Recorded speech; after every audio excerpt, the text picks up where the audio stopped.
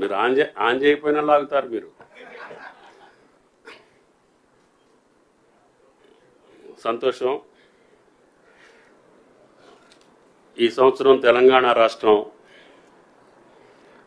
వరి సాగుకు సంబంధించి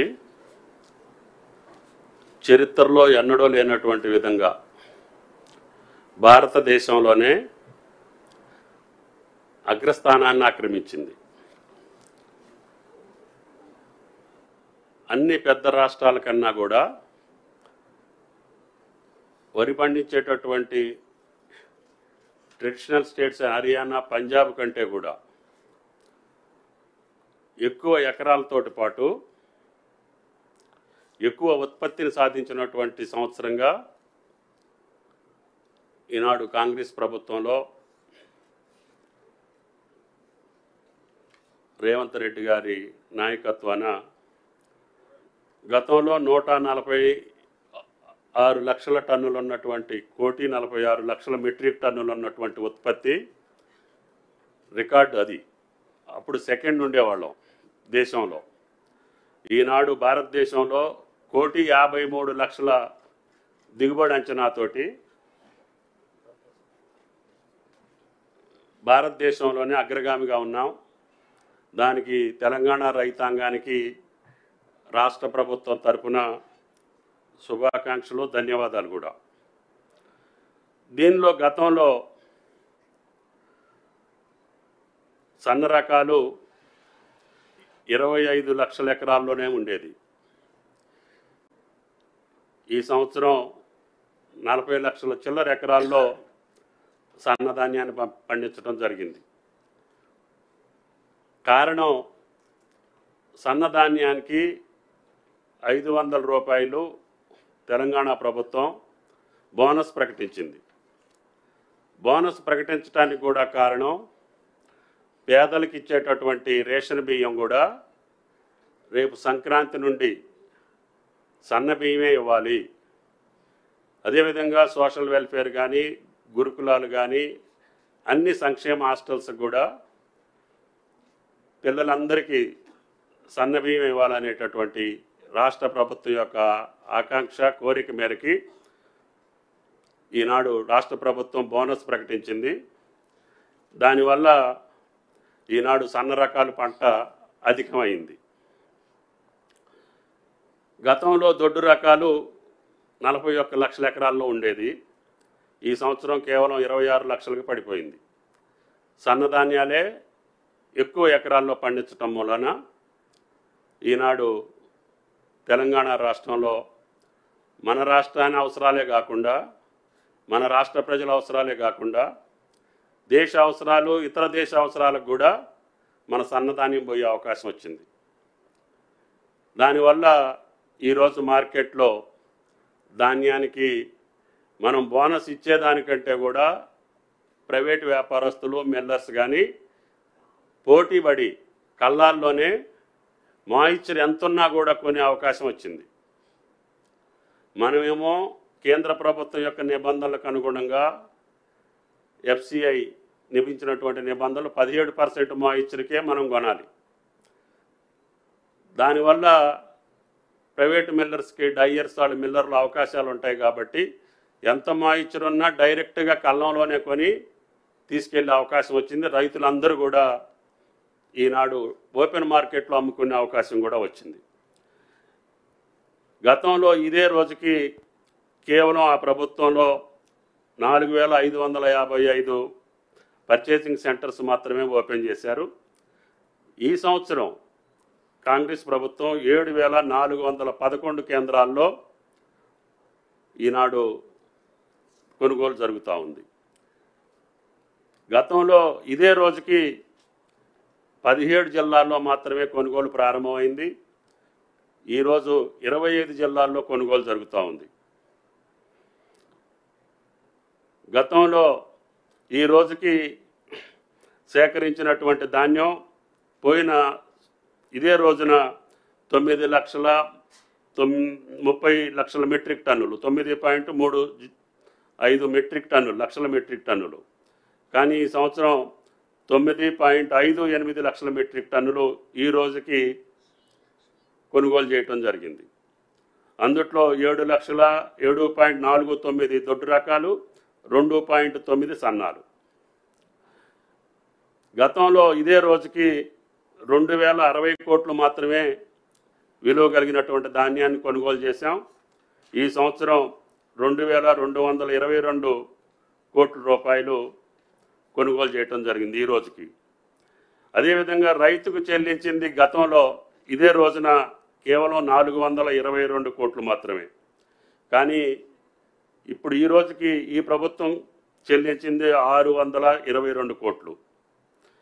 గతంలో బోనస్ అనేది లేదు, కానీ మేము ఇప్పుడు సన్న రకాలన్నిటికీ కూడా 500 రూపాయలు బోనస్ ఇస్తున్నాం. బోనస్ చెల్లింపు కూడా మొదలైంది. కాబట్టి దయచేసి ఇన్ని వాస్తవాలను కళ్ళ ముందు పెట్టుకొని అధికారం కోల్పోయినటువంటి రాజకీయ పార్టీ ఒకటి, అధికారం కావాలనుకొని కేంద్రంలో ఉన్నటువంటి పార్టీ ఒకటి, ఆ ప్రబుద్ధులు ప్రతిరోజు రైతు యొక్క ఆత్మస్థైర్యాన్ని దెబ్బతీయడానికి ప్రయత్నం చేస్తున్నారు. దురదృష్టం వాతావరణం కూడా అక్కడక్కడ చిరుజల్లులు పడటం. ఈ యొక్క మొదటి రోజు నుంచే, ఈ నెల మొదటి వారం నుంచే దీపావళి అయిపోయాకనే హార్వెస్టింగ్ మొదలైంది. అయినా సరే ప్రభుత్వం అన్ని చర్యలు తీసుకొని సుమారు గ్రామానికి ఒక కొనుగోలు కేంద్రాన్ని ఏర్పాటు చేశాం. తెలంగాణలో ఎన్ని రెవెన్యూ గ్రామ పంచాయతీలు ఉన్నాయో కుడి ఎడంగా అన్ని గ్రామ పంచాయతీల్లో కూడా కొనుగోలు జరుగుతుంది. ఉత్పత్తి పెరిగింది, అదేవిధంగా కొనుగోలు పెరిగింది, పేమెంట్లు పెరిగినాయి. అయినా సరే ధాన్యాన్ని 17% మాయిశ్చర్కి అమ్మాలి అంటే రైతు పొలంలో నుంచి తీసుకొచ్చి రోడ్డు మీద ఆరబోసుకోవాలి. 3-4 రోజులు ఆరబోస్తే తప్ప మాయిశ్చర్ 17%కి రాదు. అదేవిధంగా బయటికి ఓపెన్ మార్కెట్లో అమ్ముకోవటానికి ఆరబోయాల్సిన పని లేదు. ఆ ఆరబోసిన రైతుల దగ్గరికి పోయి వీళ్ళు కాకిగోలు చేసే ప్రయత్నం చేస్తున్నారు. అధికారం పోయినంత మాత్రాన అంత అల్లకొల్లం అవ్వాల్సిన పని లేదు, అంత ఆదుర్దా పడాల్సిన పని లేదు, అంత ఆతృత పడాల్సిన పని లేదు. సరే, వాళ్ళ పార్టీ విత్ ది పార్టీలో వైరుధ్యాలు ఉండొచ్చు, లేకపోతే ఆధిపత్య పోరు ఉండొచ్చు, పార్టీల మధ్య ఆధిపత్య పోరు ఉండొచ్చు, ఈ రాష్ట్రంలో తర్వాత స్థానం ఎవరు ఆక్రమించుకోవాలనే కోరికలు ఉండొచ్చు, లేకపోతే ఈ పార్టీలో ఎవరు అది మళ్ళీ లైమ్ లైట్లో ఉండాలనే ఆధిపత్య పోరు ఉండొచ్చు. కానీ మీ ఆధిపత్య పోరు కోసం రైతాంగాన్ని బలిపెట్టాలనో, రైతాంగాన్ని ఆందోళన పరచాలనో, ఆయన్ని ఇబ్బంది పెట్టాలనేటటువంటి రాజకీయ ప్రయత్నం మీ యొక్క తప్పుడు విధానం అని చెప్పి ఆ ఇరు పార్టీలకి విజ్ఞప్తి చేస్తున్నాం. కాబట్టి దయచేసి మంచి పంట పండింది, దిగుబడి ఎక్కువ వచ్చింది, ఓపెన్ మార్కెట్లో మంచి ధర ఉంది, రైతుకు రూపాయి వచ్చే కాడ అమ్ముకునే అవకాశం ఇచ్చాము. మేము ఎక్కడా కూడా రిస్ట్రిక్షన్ పెట్టట్లేదు. ఓపెన్ మార్కెట్లో రూపాయి వస్తే అమ్ముకోమని చెప్తున్నాం. పర్చేసింగ్ సెంటర్కి వచ్చిన ప్రతి గింజ కొంటామని చెప్తున్నాం. అది దొడ్డు రకం కావచ్చు, సన్న రకం కావచ్చు, ప్రతి గింజని కొంటాం.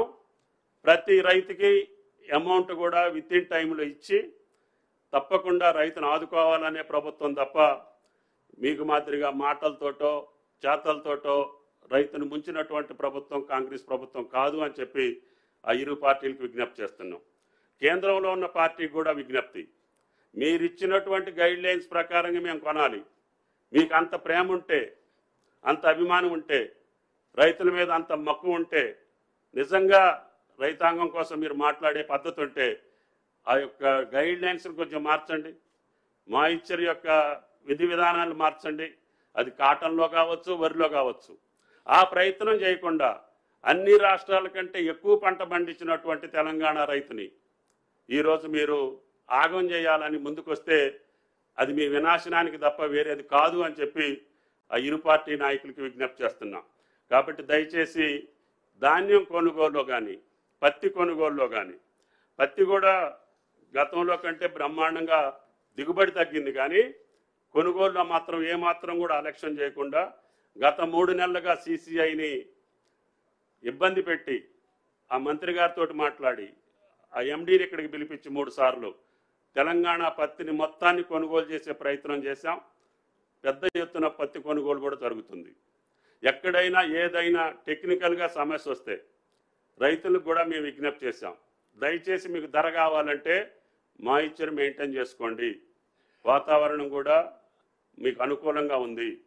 తప్పకుండా తెలంగాణ రైతాంగం పండించినటువంటి ప్రతి పంటని కొనుగోలు చేస్తామని చెప్పి విజ్ఞప్తి చేస్తూ, రాజకీయ పార్టీలు ఎప్పుడు కూడా రైతును బలిపశువు చేసే విధానానికి పాల్పడొద్దు. మీ రాజకీయ లక్ష్యాలు ఛేదించాలంటే వేరే మార్గాలు ఉంటాయి. ప్రభుత్వం వాస్తవంగా తప్పు చేస్తే మీ తప్పును మేము సరిదిద్దుకోవటానికి మేము సిద్ధంగా ఉన్నాం. కానీ ఇన్ని ప్రయత్నాలు చేసి దేశంలో ఎక్కడా లేనటువంటి విధంగా ఈనాడు వ్యవసాయ బడ్జెట్ని పెంచి సుమారు 47,000 కోట్లు, ఏ బడ్జెట్లో కూడా ఈ రాష్ట్రంలో ఈ దేశంలో అంత పెద్ద మొత్తాన్ని కేటాయించినటువంటి రాష్ట్రం లేదు. అటువంటి రాష్ట్రాన్ని పట్టుకొని కష్టపడ్డటువంటి రైతుని మీరు కన్నీళ్లు పెట్టియాలని చెప్పో, లేకపోతే కృత్రిమమైనటువంటి కార్యక్రమాలు నిర్వహించి తాత్కాలికంగా మీరు శునకానందం పొందొచ్చు. అది మంచిది పద్ధతి కాదు రాజకీయ పార్టీలకి అని చెప్పి విజ్ఞప్తి చేయదలుచుకున్నాం. కాబట్టి దయచేసి మేము అన్నటువంటి ప్రతి మాట రైతుకు సంబంధించి 2 లక్షల రుణమాఫీ చెప్పాం. అది ఆగస్టు 15కి 2 లక్షల లోపు ఉన్నటువంటి వాళ్ళందరికీ చేశాం. 2 లక్షల పైన ఉన్నటువంటి వాళ్ళకు కూడా రేపు రైతు సదస్సులో మిగిలినటువంటి వాళ్ళకి ఎప్పుడు ఇస్తాం, ఏ రకంగా ఇస్తాం, మొట్టమొదటి సంవత్సరంలోనే మేము తప్పకుండా రుణమాఫీ పూర్తి చేస్తామని చెప్పి కూడా ముఖ్యమంత్రి గారు కేబినెట్ నిర్ణయించుకున్నాం. తప్పకుండా ఆ కార్యక్రమాన్ని కూడా పూర్తి చేసే బాధ్యత మాది. దాని తర్వాత రైతు భరోసా కూడా సబ్ కమిటీ నివేదిక వచ్చిన తర్వాత తప్పకుండా రైతు భరోసాను కూడా కంటిన్యూ చేయాలనేది మా ప్రభుత్వం యొక్క లక్ష్యం. అంతేకాకుండా పంట బీమాని కూడా ఈ సంవత్సరం కేబినెట్లో చర్చించి ఏ పంట అయినా సరే, ఏ రైతు అయినా సరే నష్టపోతే తప్పకుండా రైతును ఆదుకోవాలి. అవసరమైతే ఆ రైతుల యొక్క ప్రీమియం కూడా రాష్ట్ర ప్రభుత్వం భరాయించి అకాల వర్షాలకో ప్రకృతి వైపరీత్యాలకో నష్టం జరిగితే ఆ పంట నష్టం వచ్చేటట్టుగా రైతును ఆదుకోవాలన్న ఏకైక ప్రభుత్వం భారతదేశంలో తెలంగాణ ప్రభుత్వం. ఇన్ని కార్యక్రమాలు చేస్తున్నటువంటి ప్రభుత్వం, గతంలో వాళ్ళు ఎగవేసినటువంటి రైతు బంధుని చెల్లించినటువంటి ప్రభుత్వం, అదేవిధంగా అన్ని డిపార్ట్మెంట్లో ఉన్నటువంటి బాకీల్ని తీర్చి కొత్త విధానానికి పోతా ఉన్నాం. కాబట్టి దయచేసి తెలంగాణ రైతుని ఇబ్బంది పెట్టేటటువంటి మీ రాజకీయ క్రీడ మానేయమని చెప్పి ఆ రాజకీయ పార్టీలకు విజ్ఞప్తి చేస్తున్నాం. Thank you. శ్రీధర్ బాబు గారు మాట్లాడవలసిందిగా కోరుతున్నాం.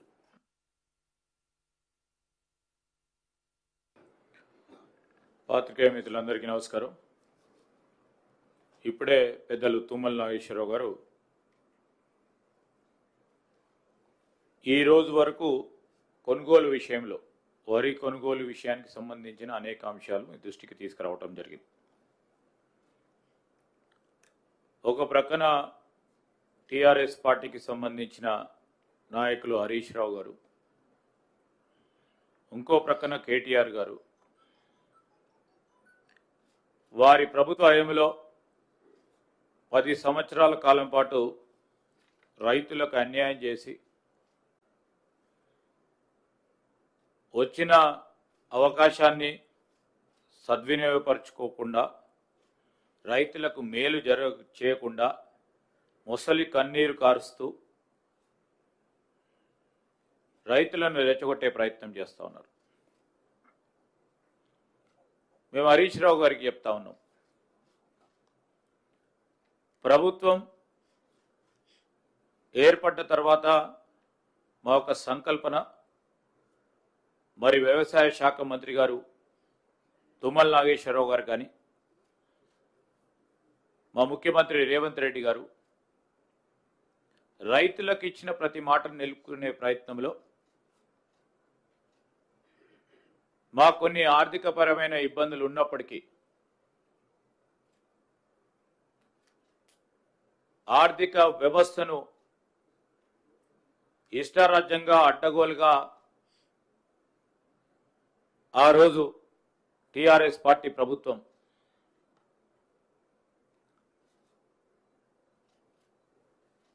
అస్తవ్యస్తంగా చేసి మా పైన ఆ లెగసీని వదిలిపెట్టిన నేపథ్యంలో కూడా నిధులను సమకూర్చే ప్రయత్నంతో ఒకటి రుణమాఫీ కానీ, రైతుకు కావాల్సిన సౌకర్యాలను ఏర్పాటు చేసుకుంటూ ముందుకెళ్తా ఉన్నాం. అదేవిధంగా మీరేం చింత పడనక్కర్లేదు, ముసలి కన్నీరు కార్చనక్కర్లేదు హరీష్ రావు గారు. మేము ఏదైతే మాట చెప్పామో 500 రూపాయలు బోనస్ విషయంలో ఖచ్చితంగా కూడా సన్న రకాలు పండించిన రైతు సోదరుడికి బోనస్ ఖచ్చితంగా ఇవ్వటం జరుగుతుంది. ఇప్పుడే లెక్కల ద్వారా పెద్దలు చెప్పినట్టు ఇప్పటి వరకు ఎంతవరకు మేము రైతు సోదరులకు డబ్బులు ఇవ్వటం జరిగింది. అదే గత సంవత్సరానికి పోల్చి చూసిన తరుణంలో ప్రధానంగా చెప్తా ఉన్నాం, ఈ వానాకాలం పంటకి ఈ రోజున గత సంవత్సరం 2000 కోట్లు రైతులకు మీరు అందజేస్తే టీఆర్ఎస్ వాళ్ళు అనేక సందర్భాల్లో చెప్పారు, కాళేశ్వరం ప్రాజెక్టు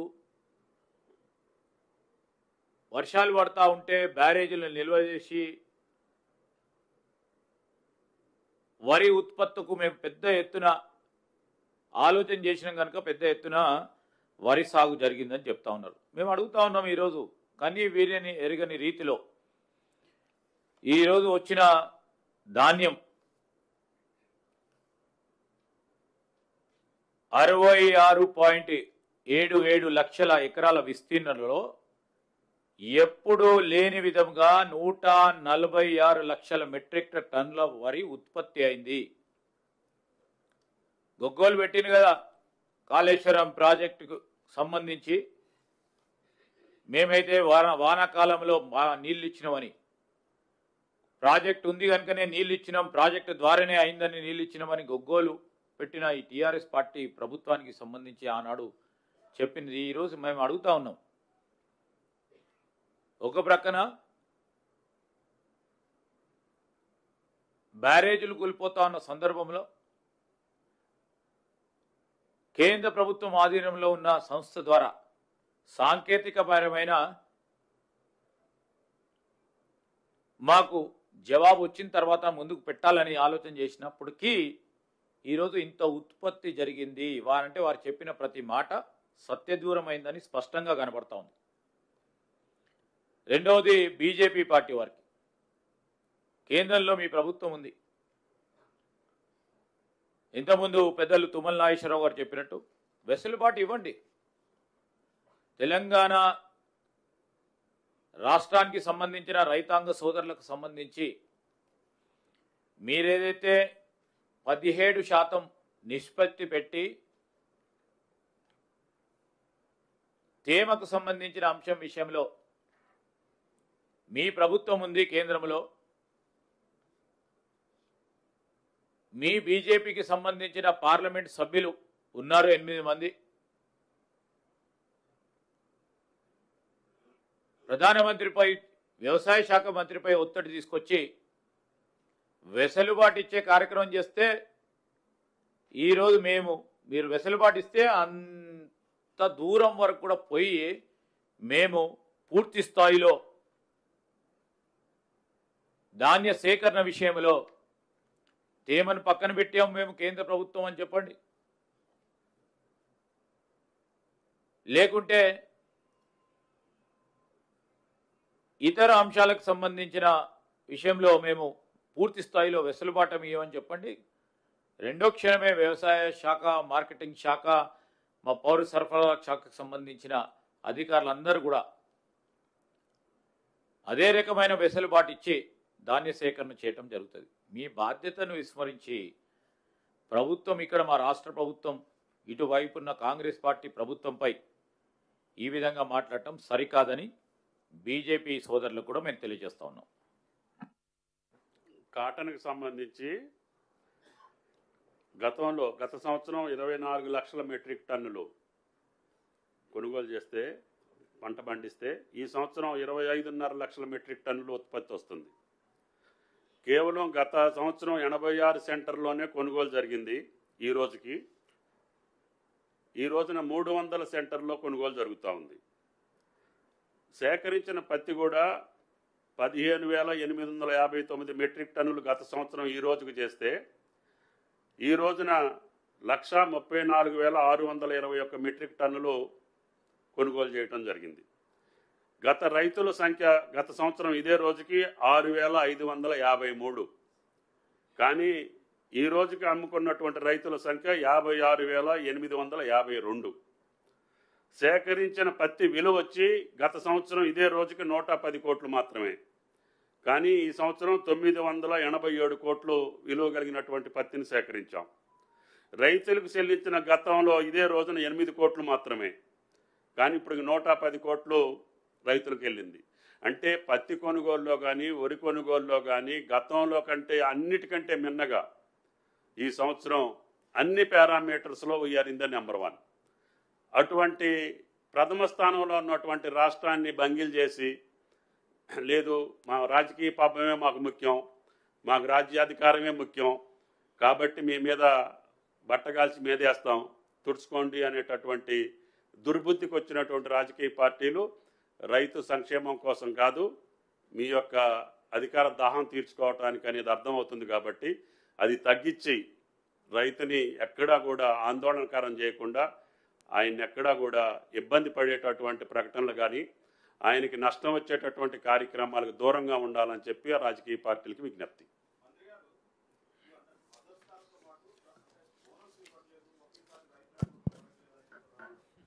అదేనండి, మద్దతు ధర ఏమో కార్పొరేషన్ డైరెక్ట్గా ఇచ్చేస్తుంది. అక్కడే బోనస్ వచ్చి ప్రభుత్వ ఖజానాలోంచి వెళ్ళాలి.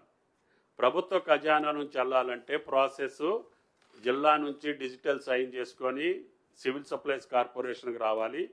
ఆ యొక్క ఎండి సంతకం పెట్టిన తర్వాత ఫైనాన్స్ డిపార్ట్మెంట్కి రావాలి. ఫైనాన్స్ దగ్గర నుంచి మళ్ళీ ట్రెజరీకి వెళ్ళి ట్రెజరీ దగ్గర నుంచి ఆయన ఖాతాలోకి వెళ్ళాలి.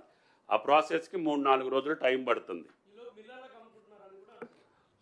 మిల్లర్లకు అమ్ముకోవాలన్నా మీరు ఒక మంచి పేపర్కి వెళ్ళాలంటే ఆ పేపర్ క్రెడిబిలిటీ ఉంటేనే అక్కడికి వెళ్తారు, లేకపోతే మీ దగ్గర సరుకు ఉంటేనే ఆయన తీసుకుంటాడు. వ్యాపారస్తులు కూడా రైతు కూడా మాకు ఎక్కడ రూపాయి ఇస్తే అక్కడ అమ్ముకుంటామండి. పర్చేసింగ్ సెంటర్ కంటే నాకు మిల్లర్ దగ్గర ఎక్కువ వస్తుంది. ఎందుకు వస్తుంది అంటే అతను మాయిచ్చర్ ఎంత ఉన్నా కొంటుండు. మీరు 17% వస్తేనే మీరు కొంటారు. మిల్లర్ దగ్గర డయ్యర్స్ ఉంటాయి కాబట్టి 20-30% తేమన్నా కూడా తీసుకొని ఇదే రేటు వస్తుంది నాకు. నేను ఎండబెట్టుకుంటే నాకు 10 కేజీలు తగ్గుద్ది క్వింటాల్కి. అది నేను క్యాలిక్యులేట్ చేసుకొని అమ్ముకుంటున్నా. అంటే రైతుకు ₹1 మంచిగా రావటం మీకు ఇష్టం లేదు. నో రిస్ట్రిక్షన్స్, రైతు ఎక్కడైనా అమ్ముకోండి, మీకు ₹1 రావాలని చెప్తున్నాం. బయట ఎక్కడైనా డిస్ట్రెస్ స్పేస్ ఉంటే అన్నీ మేము కొంటామని చెప్తున్నాం. 1,53,00,000 బియ్యం కొనటానికి కూడా వీఆర్ రెడీ. కానీ రైతుని మట్టికి నష్టపెట్టాం. రైతుకి మార్కెట్లో వస్తే ఆడు ఇతర రాష్ట్రానికి వెళ్ళి అమ్ముకున్నా కూడా వీఆర్ రెడీ. ఇతర దేశానికి మీరు ఏమన్నా సప్లై చేయదలుచుకుంటే కూడా చేయండి, రైతుకు లాభం వచ్చేటట్టుగా వీఆర్ రెడీ. రైతుకు మేలు జరగటానికే పద్ధతి తప్పితే రైతును నష్టపెట్టేటటువంటి పరిస్థితి లేదు. బయట ఎందుకు అమ్ముకుంటారండి? ₹1 వస్తుంది కాబట్టి అమ్ముకుంటా. మార్కెట్ డిమాండ్లో ఎక్కడ ఉంటే అక్కడికి అమ్ముకుంటా. అది కూడా తప్పేనా? అట్లా రైతుకు ₹1 రావద్దా? రైతు బాగుపడొద్దా? అది కూడా దానికి అర్థం లేకుండా మాట్లాడేటటువంటి పార్టీలకి వత్తాసు పలికితే ఇబ్బంది అవుతుంది. అయ్యా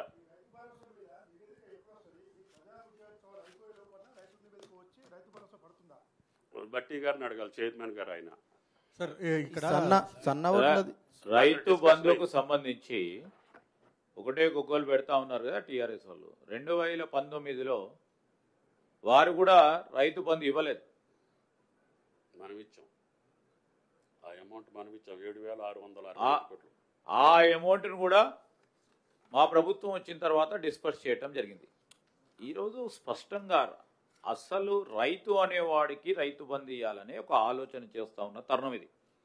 రైతుకు మేలు చేయాలి, రైతుకు ప్రోత్సాహం చేయాలనే ఆలోచన చేస్తూ ఉన్న ప్రభుత్వం ఇది. రైతు కాని వాళ్ళకు మీరు ఇవ్వమంటే గుట్టలకు, చెట్లకు, రియల్ ఎస్టేట్ వ్యాపారులకు ఇవ్వాలని అనుకున్న వాళ్ళు చేసిన తరుణం అది. ఈరోజు స్పష్టంగా చెప్తాను రైతులకు, ఒక్కసారి మీరు ఆలోచన చేస్తే బోనస్ ఇస్తూ ఉంటామంటే బోనస్ 1 ఎకరానికి ఎన్ని క్వింటల్ పడతాయి? అన్ని క్వింటల్లకు సంబంధించి ఇంటూ 500 వేసుకోండి. 12 నుంచి 15,000 పై చిలుకు ఈరోజు బోనస్ రూపేణా వారికి అందజేస్తూ ఉన్నాము. దాన్ని రైతులు అయితే గుర్తిస్తూ ఉన్నారు, కానీ సోయలేని టీఆర్ఎస్ వాళ్ళు మేము గుర్తించాం దాన్ని అంటే మేమేం చెప్పలేం. సార్ సన్న ఓట్లది సిఎంఆర్ విషయంలో ఇక్కడ రైస్ మిల్లర్లు నిరసన తెలుపుతున్నారు కాబట్టి సన్నాల విషయంలో పక్క రాష్ట్రాలకు సిఎంఆర్ చేయించే అవకాశాలు ఏమైనా ఉన్నాయా సార్? వాళ్ళ మెయిన్ డిమాండ్స్ ఉన్నాయి. 67% recovery, bank guarantee, 10% bank guarantee, ఇంకా మిల్లింగ్ ఛార్జెస్ పెంచాలని వాళ్ళ 3 ప్రధాన డిమాండ్స్ ఉన్నాయి. అసోసియేషన్స్ తోటి మాట్లాడటం జరిగింది మొన్న. ఉత్తమ్ గారు, నేను, సారు, దే ఆర్ అగ్రీడ్. 1-2 జిల్లాలు కొంచెం డిలే అయింది, వాళ్ళు కూడా ఒప్పుకున్నారు. మేము యథాతిథిగా పాత పద్ధతిలోనే మేము తీసుకుంటామన్నారు. ఓవర్ డిఫాల్టర్స్ ఉన్నటికి మట్టికి తగ్గిస్తున్నారు. రైస్ మిల్లర్స్ అందరూ కూడా వాళ్ళ యాజమాన్యాలు వచ్చి వాళ్ళ అసోసియేషన్స్ ఒప్పుకొని అక్కర్లేదు మీరు బయటికి పంపించాల్సినంత పరిస్థితి రానియం, మేము చేస్తామని చెప్పి ఒప్పుకున్నారు. కాబట్టి నిన్న మొన్న అంతా ఫాల్ ఇన్ లైన్. ఫస్ట్ వీక్లో స్టార్ట్ అయినటువంటి కొనుగోళ్లు ఇప్పుడు సక్రమైన దారిలో పడ్డది. ఎక్కడా కూడా మీకు ఇబ్బంది రాదు.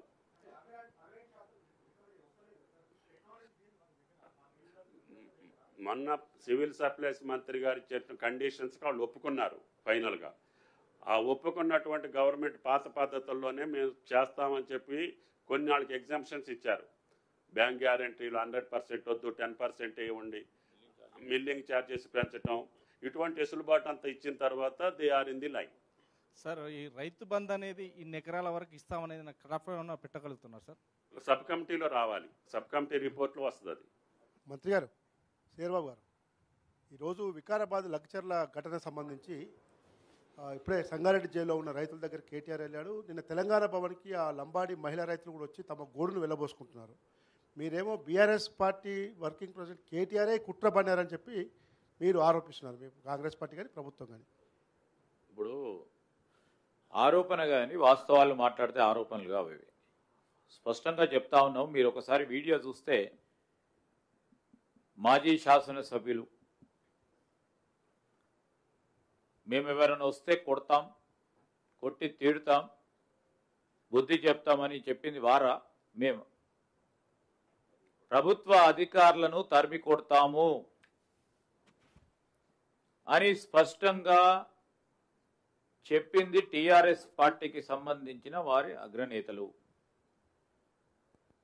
సరే, మేమేమన్నాము? ప్రభుత్వ అధికారులకు సంబంధించి భయాందోళనకు గురి చేసి చితకబాది చంపే ప్రయత్నం చేయటం ప్రజాస్వామికంగా దాన్ని మీరు ఖండించకుండా ఆహ్వానం పలుకుతూ స్వాగతం పలుకుతూ సంఘీభావం తెలియజేస్తా ఉన్న తరుణం రాష్ట్ర ప్రజలందరూ కూడా చూస్తూ ఉన్నారు. మేము స్పష్టంగా చెప్పడం జరిగింది, అమాయకులైన ఆ గిరిజన రైతు సోదరులకు సంబంధించి వారికి ఉన్న అనుమానాలు కానీ వారికి ఉన్న ఆలోచనలు కానీ వారి అభిప్రాయాలను తెలుసుకునే ప్రజాస్వామికమైన పద్ధతిలోనే పోతాం రాబోయే కాలంలో కూడా. వారిని అడ్డుపెట్టుకొని దాదాపు 15-16 మంది ఆ ప్రాంతంలో రైతు కాని వాళ్ళు కూడా బండలు విసరడం, వాళ్ళని అరెస్ట్ చేస్తే వాళ్ళని అక్కడ పోయి పరామర్శించడం జరుగుతూ ఉన్న సందర్భాన్ని ప్రజలందరూ కూడా గమనించాలి. పాత్రికేయ మిత్రులు కూడా ఆలోచన చేయాలని కోరుతా ఉన్నా. ఒక కలెక్టర్ పైన దాడి, ఒక గ్రూప్ 1 ఆఫీసర్ పైన దాడి, చంపే ప్రయత్నం జరిగిందా లేదా స్పష్టంగా మేం చెప్పడం కాదు, టీవీలలో కనబడ్డాయి. ప్రజాస్వామిక పద్ధతిని అవలంబిస్తూ ముందుకు నడిచినాం తప్ప వాళ్ళను బలవంతంగా మీరు ఈరోజు దీనికి ఒప్పుకోవాలని చెప్పడం జరగలేదు. కలెక్టర్ గారు పోయి వారి అభిప్రాయ సేకరణ భాగంలోనే వారికి ఎక్కడికి వెళ్ళటం జరిగింది. దాన్ని బుల్డోజ్ చేసి మేము ఈ విధంగా చేస్తున్నామని ఎక్కడ కూడా చెప్పలే. ఈ రోజు కూడా చెప్తా ఉన్నాం మేము స్పష్టంగా, మేము ప్రజాస్వామికమైన పద్ధతిలో అక్కడ ఉన్న రైతు సోదరులు కానీ భూమి కోల్పోతా ఉన్న మా మిత్రులకు సంబంధించి వారికి ఏవైతే ఆలోచన ఉందో, అనుమానాలు ఉన్నాయో, లేకుంటే వారి అభిప్రాయాలు ఉన్నాయో తెలుసుకొని నివృత్తి చేసి వారిని కన్విన్స్ చేసే ఈరోజు మేము ఇండస్ట్రీస్లను తీసుకొచ్చే ప్రయత్నం కొనసాగింపు జరుగుతుంది. ఎందుకంటే పరిశ్రమ అనేది రాష్ట్ర ప్రగతిలో ఒక ప్రధానమైన చిహ్నం. ఇక మేము అన్నిటికీ అవరోధిస్తాం, దీని ముందుకు నడవద్దు, ఇండస్ట్రీ రావద్దు, ఈ రాష్ట్రం భయభ్రాంతులకు ఎక్కడో ఇంత పూర్వకం కొన్ని రాష్ట్రాల్లో ఉంటుండే ఆ విధమైన ఒక భయంకరమైన పరిస్థితి వాతావరణం క్రియేట్ చేయాలి, కాంగ్రెస్ పార్టీ ప్రభుత్వం సంబంధించిన అధికార యంత్రాంగాన్ని భయపెట్టియాలి అనే ఒక అభిప్రాయం ఇది కరెక్టా? ఈ తెలంగాణ సమాజానికి, తెలంగాణ సంస్కృతిలో ఎప్పుడైనా ఉందా?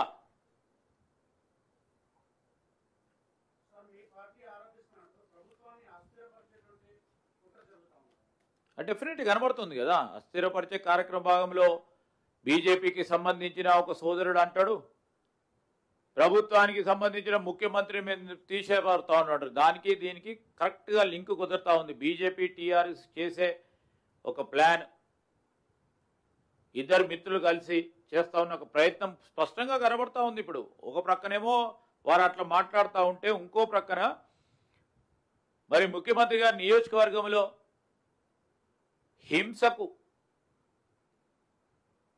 ప్రోత్సాహం చేస్తూ ముందుకు నడిచింది ఇంకో పార్టీ. అంటే మీరు ఆలోచన చేయండి, there is a relation. Sir Tummala గారికి ఇది, తుమ్మల గారు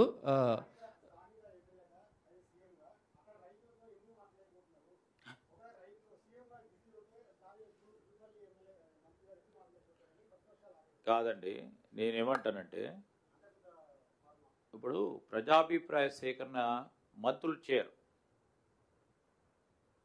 ఓకే, దానికి ఒక సిస్టమ్ ఉంటుంది. ఆర్డీఓ ఆర్ సబ్ కలెక్టర్ స్థాయి అధికారి పోయి ప్రజాభిప్రాయ సేకరణ చేస్తారు as per the law, as per the statute. మంత్రి ముఖ్యమంత్రి పోయి ఆడ ప్రజాభిప్రాయ సేకరణ ఎక్కడ కూడా జరగలేదు ఈ 70 సంవత్సరాల కాలంలో. ఎక్కడైనా నిజంగానే నేను జరగలేదు అనుకోండి, ఉదాహరణకి మేము ముఖ్యమంత్రి గారిని కలిసి మాట్లాడతాం, మా అభివందనలు తెలుసుకుంటాం, చెప్తామని చెప్తే తప్పకుండా రావడానికి ఆస్కారం ఉండే, మేము తప్పకుండా ఇప్పుడు కూడా అవకాశం ఇస్తూ ఉన్నాం కదా, వచ్చి మాట్లాడండి, ఏదైనా ఇష్యూస్ ఉంటే మాట్లాడితే దానికి ప్రత్యామ్నాయ ఆలోచన కూడా చేసే ప్రయత్నం. అస్సలే వద్దు, మాకు ఇండస్ట్రీ వద్దు, ఈ రాష్ట్రంలోని ఇండస్ట్రీ కావద్దు, అసలు మాకు ఉపాధి వద్దు, మాకు మా చదువుకున్న పిల్లలకు ఉద్యోగాలే వద్దు, మాకు ఇవన్నీ కూడా ఇవ్వవద్దు అని రాష్ట్ర ప్రజలైతే ఎవరు కోరుకోరు. అట్లా మా చదువుతా ఉన్న పిల్లలకి, నిరుద్యోగ యువతి యువకులకు ఉద్యోగాలు కల్పించాలంటే ఇక్కడ పరిశ్రమలు రావాలని కోరుకునేవారు చాలా పెద్ద శాతంలో ఉంటారు. సరే, ఎవరికైనా భూములు కోల్పోతా ఉన్నారంటే నిజంగానే వారు భూములు కోల్పోతా ఉన్నాయి. వంశపారపర్యంగా ఉన్నా లేకుంటే ఎమోషనల్ బాండింగ్తో ఉన్న వారి ఏదైతే వారికి ల్యాండ్ హోల్డింగ్స్ ఉన్నాయో వారి పరంగా డెఫినెట్లీ మాకైనా వారికైనా ఎవరికున్నా కానీ ఆ మమకారం ఉంటుంది. ఉన్నప్పుడు దాన్ని ఒక స్పష్టతతో ముందుకు తీసుకెళ్లే ప్రయత్నం చేసే కారణంలోనే ఒక ప్రజాస్వామిక బద్ధంలో టెంట్ ఏర్పాటు చేసుకొని ప్రజాభిప్రాయ సేకరణ భాగంలోనే అక్కడికి వెళ్ళటం జరిగింది. ఏమైనా ముఖ్యమంత్రి పిలుస్తారా? అది అసలు ఏమైనా అసలు ఉందా?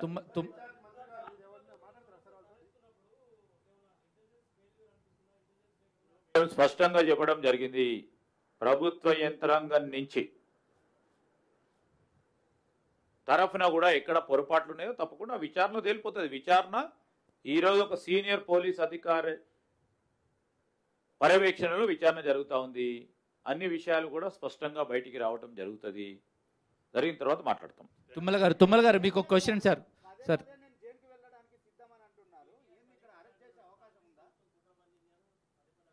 మేమేమి కుట్ర పన్నమని ఈరోజు కూడా చెప్తా ఉన్నాము స్పష్టంగా. వారికి సంబంధించిన మాజీ శాసనసభ్యులు వీడియో పరంగా మాట్లాడిన మాటలు ఉన్నాయి, మేమైతే మాట్లాడనీయలే కదండి. అది కూడా ఆలోచన చేస్తాం. ఆర్టిఫిషియల్ ఇంటెలిజెన్స్ను ఉపయోగించుకొని ఏదైనా కొత్తగా అట్లా పెట్టినరేమో అని, అది కూడా లేదు, అది కూడా వెరిఫై చేసి ఈరోజు మేము చెప్తా ఉన్నాము. వారి పార్టీకి సంబంధించిన వారి మిత్రులే మాట్లాడినరు, మేము ఎవరెవరితో మాట్లాడినాము అని ఆయనే చెప్పిండు వీడియో పరంగా. ఇక మీరు వీడియో చూసి కూడా మమ్మల్ని అడిగితే ఎట్లా? ప్రజలందరూ కూడా స్పష్టంగా మొత్తం వీడియోలలో మీ టీవీలో కనబడుతుంది, వారి టీవీలో కనబడుతుంది, ఆఖరి టీ న్యూస్లో కూడా కనబడుతూ ఉంది. ఇంకెట్లేనండి?